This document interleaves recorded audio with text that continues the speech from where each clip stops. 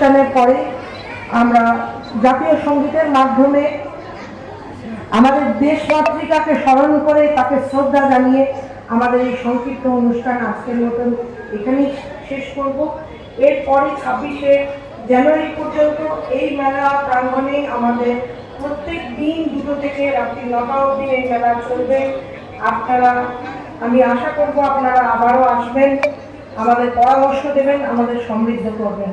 সবাইকে আমার অন্তরের অন্তঃস্থল থেকে নমস্কার ও কৃতজ্ঞতা জানাই। নমস্কার। ধন্যবাদ মাননীয়া সুজাতা।